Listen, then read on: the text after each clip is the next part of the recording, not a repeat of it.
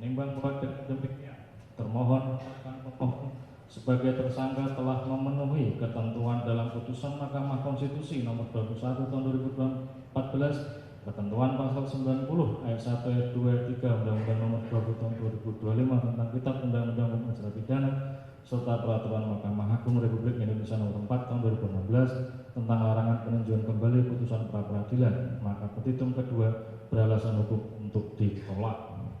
Menimbang bahwa mengenai petitum ketiga, yaitu menyatakan surat KPK nomor B-2/23/2026 hal pemberitahuan penetapan tersangka tanggal 9 Januari 2026 adalah bukan surat penetapan tersangka atas nama Yakut Khalil Qomas dan dinyatakan tidak sah serta tidak mempunyai kekuatan hukum mengikat, dipertimbangkan sebagai berikut.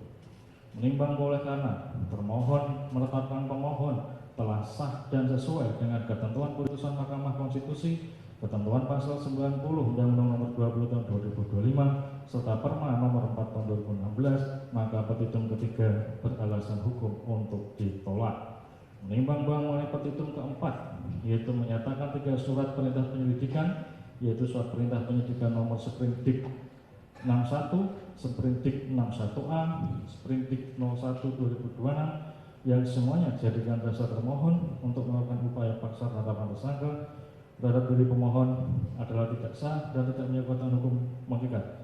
Oleh karena petitum kedua, petitum ketiga telah ditolak, maka petitum keempat beralasan hukum untuk ditolak.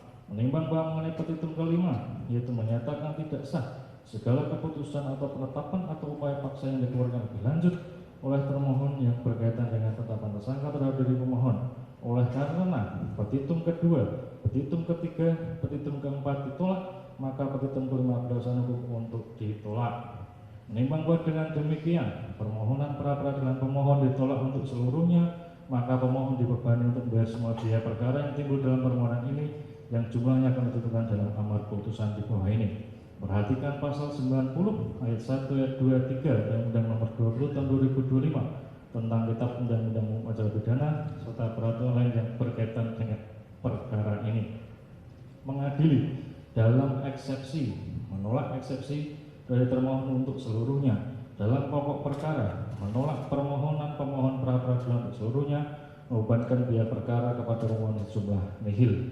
Demikianlah diputuskan pada hari Rabu tanggal 11 Maret 2026 oleh Sulistio Muhammad Dwi Putro SHMH, Hakim Pra-Peradilan Pengadilan Negeri Jakarta Selatan, dan diucapkan dalam sidang terbuka untuk umum pada hari dan tanggal itu juga oleh hakim tersebut dibantu oleh Eva Trisnawati SHMH, panitia pengganti, serta dihadiri oleh kuasa pemohon dan kuasa termohon.